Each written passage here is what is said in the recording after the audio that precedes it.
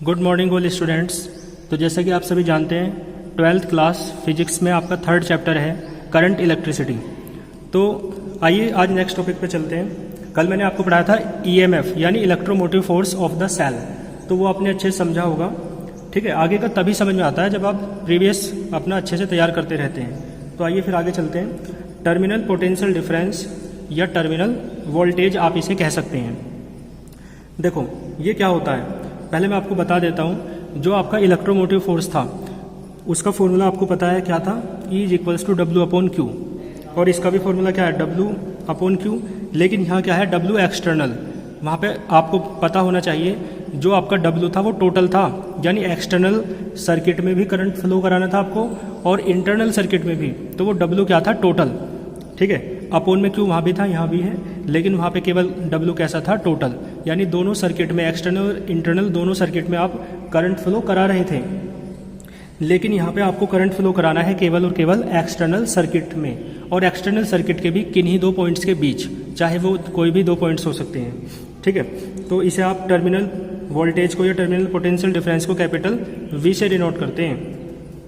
बात क्लियर है? तो आप देख सकते हो, देखो when the electric current flows in any circuit, जब किसी सर्किट में, है ना, सर्किट तो आप समझते हो ना, इलेक्ट्रिक करंट फ्लो कराया जाता है या बहता है, तो the work done to flow unit charge, मैंने बताया था नीचे वाली क्वांटिटी को आप 1 मानते हैं जब डेफिनेशन देते हैं, है ना, डिफाइन करते हैं, तो क्या हो जाएगा भाई, Q आपका 1 हो जाए तो V = W एक्सटर्नल ना हो जाएगा। तो यही बात है कि उस वर्क डन को ही आप क्या कहते हैं, टर्मिनल वोल्टेज या टर्मिनल पोटेंशियल डिफरेंस कहते हैं। जो वर्क डन यूनिट चार्ज को, है ना, एक्सटर्नल सर्किट में फ्लो कराने में करना पड़ता है। देखो the work done to flow unit charge, और मैंने बताया between any 2 points of the circuit, circuit के किन्हीं 2 पॉइंट्स के बीच। ठीक है, यूनिट चार्ज को फ्लो कराने में, सर्किट के किन्हीं 2 पॉइंट्स के बीच यूनिट चार्ज को फ्लो कराने में जो भी वर्क करना पड़ेगा, और मैं बात कर रहा हूँ एक्सटर्नल सर्किट की, तो इसका मतलब है एक्सटर्नल सर्किट के किन्हीं 2 पॉइंट्स के बीच यूनिट चार्ज को वो फ्लो कराने में जो भी वर्क करना पड़ेगा उसे आप क्या कहते हैं, terminal potential difference between that points, उन 2 पॉइंट्स के बीच, उन्हीं पॉइंट्स के बीच, ये क्या कहलाता है, टर्मिनल पोटेंशियल डिफरेंस कहलाता है। इसे आप किससे डिनोट करते हैं, कैपिटल V से। तो लिखा हुआ है it is denoted by capital V। इसे आप किससे डिनोट करते हैं, कैपिटल V से। इसके बाद देखो W एक्सटर्नल, है ना, हमने मान लिया वो जो वर्क डन है एक्सटर्नल सर्किट में स्मॉल Q चार्ज फ्लो कराने में जो वर्क डन है वो कितना है, W एक्सटर्नल है। तो देख सकते हो आप, लिखा हुआ है W external be the work done to flow small Q charge between any 2 points, circuit के किन्हीं 2 पॉइंट्स के बीच स्मॉल Q चार्ज फ्लो कराने में मान लो जो वर्क करना पड़ रहा है आपको एक्सटर्नल सर्किट में, वो कितना है, W एक्सटर्नल है। तो देन टर्मिनल पोटेंशियल डिफरेंस क्या हो जाएगा आपका, V = W external upon Q। ठीक है, तो आप देखोगे यूनिट वही हो जाएगी बिल्कुल, है ना, जो EMF की थी या जो आपकी इलेक्ट्रोस्टैटिक पोटेंशियल की या पोटेंशियल डिफरेंस की थी। तो देखो वर्क की यूनिट क्या होती है, जूल, है ना, Q चार्ज की यूनिट क्या होती है, कूलाम। तो जूल पर कूलाम, इसे आप क्या कहते हैं, वोल्ट। ठीक है, और वोल्ट को आप कैसे लिखते हैं, कैपिटल V से भी शॉर्ट में लिख सकते हैं। देखो डायमेंशन की बात करते हैं। डायमेंशन वर्क की क्या होती है, ml² T⁻²। ये आपको याद है 11th से ही। आवेश यानी चार्ज की यूनिट क्या होती है, डायमेंशन क्या होती है, TA। तो यहाँ से आप कैलकुलेट करेंगे तो ml² T⁻³ A⁻⁻1। और ये जो आपका पोटेंशियल होता है ना डिफरेंस, टर्मिनल वोल्टेज या टर्मिनल पोटेंशियल डिफरेंस, इसे आप किसकी हेल्प से मेजर करते हैं, वोल्ट मीटर की, है ना, वोल्ट मीटर की हेल्प से वोल्टेज नापा जाता है। इसके बाद देखो नेक्स्ट टॉपिक है आपका internal resistance of the cell. किसी सेल का इंटरनल रेजिस्टेंस आपको पढ़ना है। देखो आपने पढ़ा है ना कि रेजिस्टेंस तो आप तो समझते हो, मान लो कोई वायर है तो उस वायर के भीतर एक ऐसी प्रॉपर्टी होती है जो इलेक्ट्रिक करंट के फ्लो में बाधा, है ना, अपोज करती है, उस प्रॉपर्टी को ही आप क्या कहते हैं, रेजिस्टेंस। तो सेल में भी एक ऐसी प्रॉपर्टी होती है, सेल में भी, सेल में आपको पता है सेल का लिक्विड होता है, जैसे केमिकल भरा होता है ना, तो वो केमिकल जो है, सेल का केमिकल या सेल का लिक्विड जो इलेक्ट्रिक करंट फ्लो होता है उसके मार्ग में बाधा लगाता है, अपोज करता है। तो सेल के भीतर भरे उस लिक्विड के रेजिस्टेंस को ही आप क्या कहते हैं, इंटरनल रेजिस्टेंस। इंटरनल क्यों कह रहे हैं, क्योंकि वो सेल के भीतर भरा हुआ है, तो internal resistance of the cell. बात क्लियर है? तो देखो liquid of the cell, cell का जो लिक्विड होता है अपोज, है ना, अपोजिस आएगा, बल्कि लिक्विड क्या है, सिंगुलर। तो liquid of the cell opposes the flow of electric current, electric current के फ्लो का क्या करता है, अपोज करता है। तो this resistance of the cell, है ना, सेल के भीतर का ये जो रेजिस्टेंस है अगेंस्ट इलेक्ट्रिक करंट, जो इलेक्ट्रिक करंट का अपोज कर रहा है, उसे आप क्या कहते हैं, internal resistance, is known as internal resistance, ठीक है, ऑफ द सेल। सेल का रेजिस्टेंस होता है, it is denoted by small R. जो एक्सटर्नल रेजिस्टेंस होता है उसे तो आप कैपिटल आर से डिनोट करते हैं, जो नॉर्मल रेजिस्टेंस होता है, लेकिन आप इंटरनल रेजिस्टेंस को किससे डिनोट करेंगे, स्मॉल आर से। बात क्लियर है आपको। इसके बाद देखो, जो आपका रेजिस्टेंस वो वाला था नॉर्मल, उसकी भी यूनिट क्या है, ओम है, तो इसकी भी यूनिट कैसी है, ओम, ठीक है।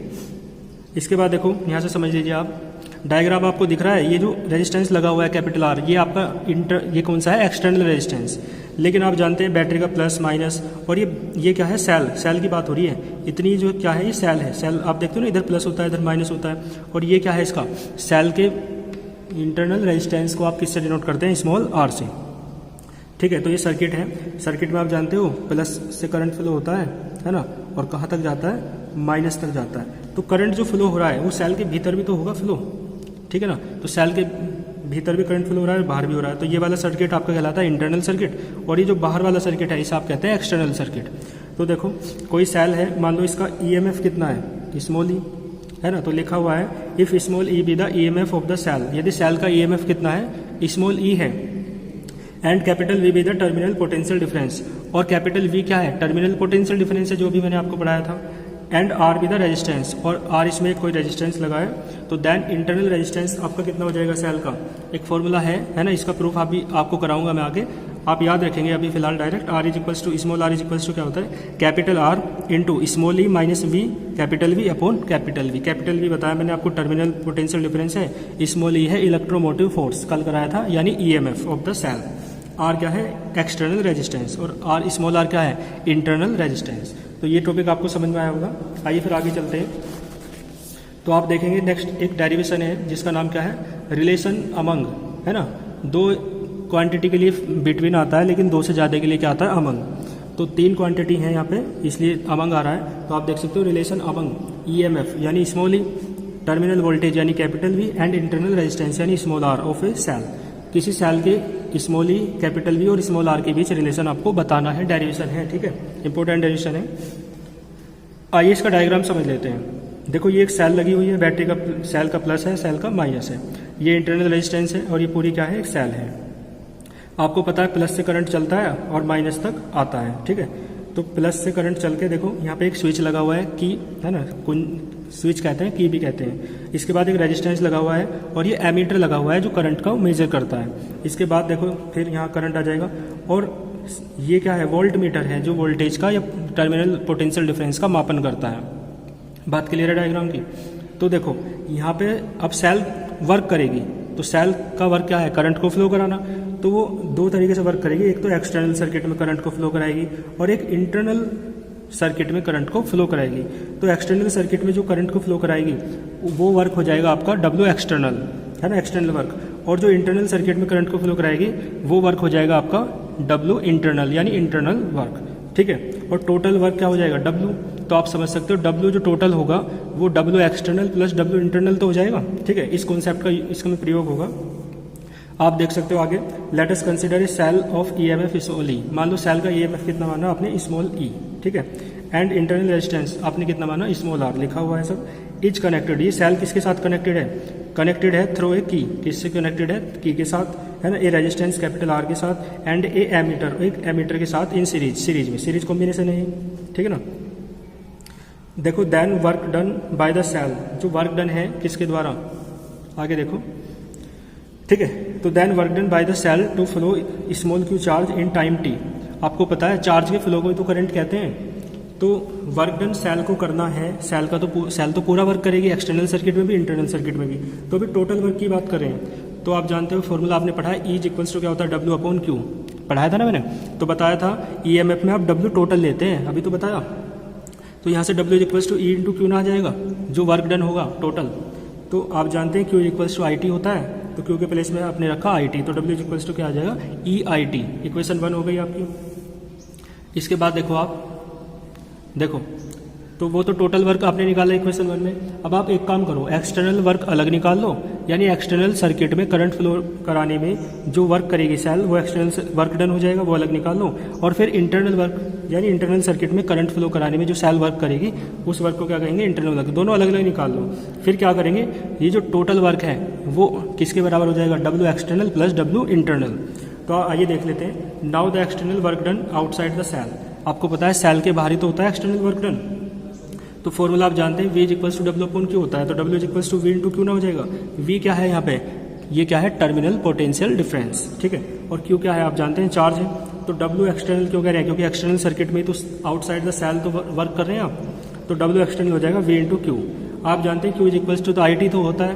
तो W एक्सटर्नल कितना हो जाएगा आपका, VIT। बात क्लियर है, इक्वेशन सेकंड हो जाएगी आपकी। इसके बाद देखो आप, and the internal work done. अब आपको किसकी बात करनी है, इंटरनल वर्क डन की, इनसाइड द सेल, यानी सेल के भीतर करंट फ्लो कराने में जो वर्क करना पड़ेगा उसे आप क्या कहते हैं, इंटरनल वर्क डन कहते हैं। और इनसाइड द सेल यानी सेल के भीतर।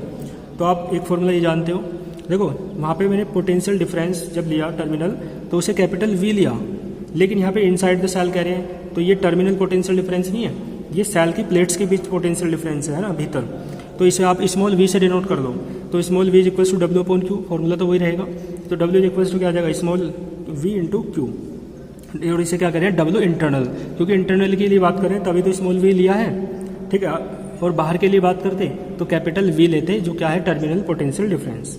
इसके बाद देखो Q is equals to IT होता है, आप जानते ही हो।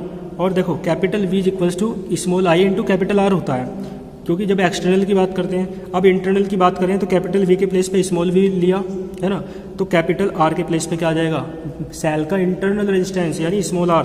तो आप स्मॉल v के प्लेस पे तो स्मॉल r IR रखो, और Q के प्लेस पे आपने क्या रखा, IT, ठीक है ना। फॉर्मूला तो यही होता है, ओम्स लॉ। लेकिन आप इंटरनल के केस में यूज कर रहे हैं इस फॉर्मूले को। तो W इंटरनल आपका क्या हो जाएगा, I square into R into T, ठीक है। I का स्क्वायर हो जाएगा RT। तो इक्वेशन थर्ड। अब देखो आपके पास 3 इक्वेशन आई है। तो ये क्या है, W टोटल है, W एक्सटर्नल है और ये W इंटरनल है, ठीक है। तो अब आप क्या करेंगे, टोटल वर्क डन निकाल देंगे, जो क्या हो जाएगा, W total is equals to W external plus W internal, ठीक है। आइए फिर आगे देख लेते हैं। देखो आप देख सकते हो, देन टोटल वर्क डन लिखा हुआ है ना। तो W कितना हो जाएगा आपका, W external plus W internal. अब देखो W का वैल्यू आपको पता है, W की वैल्यू फ्रॉम इक्वेशन 1, 2 एंड 3। तो देखो W क्या था, EIT। आपको मैं दिखा देता हूँ W क्या था, EIT। तो W की आपने यहाँ पे वैल्यू रख दी, कितनी है, EIT। W एक्सटर्नल कितना था, VIT इक्वेशन सेकंड से, और W इंटरनल कितना था, I स्क्वायर इंटू RT। तो देखो यहाँ से आप IT कॉमन ले लो। तो IT कॉमन लेंगे तो यहाँ से देखो IT से IT कैंसिल हो जाएगा। तो स्मॉल e का फॉर्मूला क्या आ जाएगा आपका, कैपिटल V प्लस IR। बात क्लियर है आपको। कैपिटल V आपको पता है क्या है, टर्मिनल पोटेंशियल डिफरेंस या टर्मिनल वोल्टेज आप कहते हैं। स्मॉल ई आपको पता है EMF ऑफ द सेल है। I क्या है, इलेक्ट्रिक करंट है। स्मॉल r क्या है, internal resistance of the cell है। तो जो भी सिंबल्स है ना, इन सिंबल्स की आप पहचान कर ले, और उनके नाम भी आपको लर्न होनी चाहिए, तभी अच्छा लगता है ना, और तभी अच्छे समझ आता है। तो यहाँ से देखो कैपिटल V क्या आ जाएगा आपका, स्मॉल e माइनस IR हो जाएगा। इक्वेशन 4 डाल दो, है ना।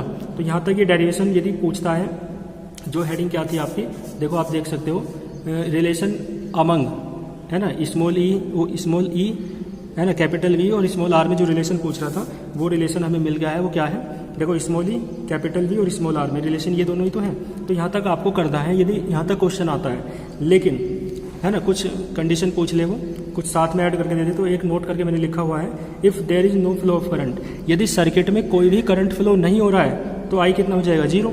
तो अब आप देखो यहाँ पे I 0 रखो, तो V इक्वल्स टू क्या हो जाएगा, कैपिटल V स्मॉल ई के बराबर आ जाएगा।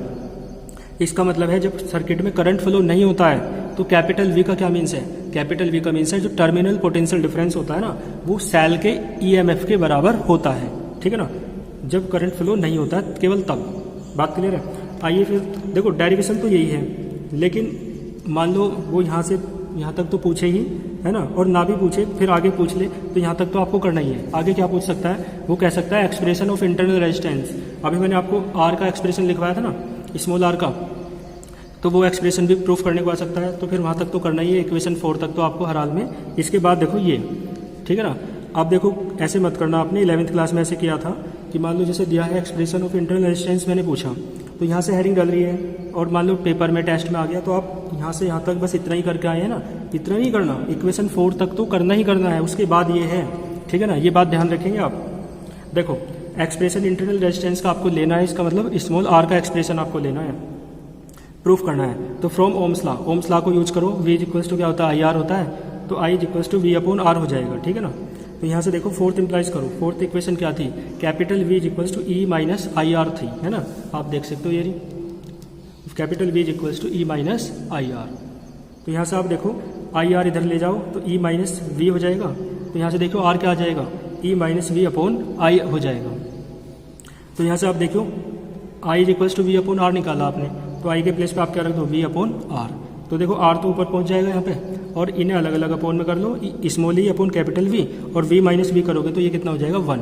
यहाँ पे आप एलसीएम ले सकते हो, तो कैपिटल R इज इक्वल वो small r is equals to capital R small E minus capital V upon capital V। तो यहाँ पे इंटरनल रेजिस्टेंस के आपके एक फॉर्मूला ये है और एक ये है, हालांकि दोनों एक ही हैं, अलग नहीं है। तो ये क्या था, इंटरनल रेजिस्टेंस का एक्सप्रेशन था, है ना, इसे आप अच्छे समझ लेंगे। यदि ये आता है तो इक्वेशन 4 तक तो करना ही करना है, बाकी इक्वेशन 4 तक तो आपकी हेडिंग लिखी ही है पहले, है ना। इसके बाद देखो एक एक्सप्रेशन और आ सकता है, और वो क्या है, एक्सप्रेशन ऑफ इलेक्ट्रिक करंट का एक्सप्रेशन। तो capital V equals to E minus I R हो जाएगा, ये आप जानते हो, फोर्थ इम्प्लाइज है ना। तो कैपिटल V के प्लेस पे आपने आई आर रखा फ्रॉम ओम्स लॉ। तो देखो कैपिटल V के प्लेस पे आई आर रखो, आप पुट करो, small E minus I are ऐसे रहेगा। अब आप एक काम करो, इसे इधर ले जाओ, तो आई आर प्लस है ना, स्मॉल आई स्मॉल आर, तो आई कॉमन ले लो आप, capital R plus small R हो जाएगा बराबर ई। तो यहाँ से देखो इसे अपॉन में ले आओ, आई इज इक्वल्स टू क्या हो जाएगा, small E upon capital R plus small R. तो यहाँ से आप समझ सकते हो ये एक्सप्रेशन किसका आया, इलेक्ट्रिक करंट का। तो इलेक्ट्रिक करंट के एक्सप्रेशन हमारे पास जो मिले हैं, मतलब एक ही एक्सप्रेशन है, small E upon capital R plus small R, है ना, ये भी, और एक एक्सप्रेशन ये है इंटरनल रेजिस्टेंस का, और मेन आपका ये था V equals to E minus I R और E equals to V plus I R. ये चारों एक्सप्रेशन आपको लर्न होने चाहिए बिल्कुल, क्योंकि इनका न्यूमेरिकल्स में भी यूज होगा, ठीक है। तो यहाँ तक आप देख लेंगे, इसके बाद आगे चलेंगे और फिर, है ना, जल्दी से चैप्टर कंप्लीट होगा, लेकिन आप लर्निंग वर्क करते रहें। All the very best.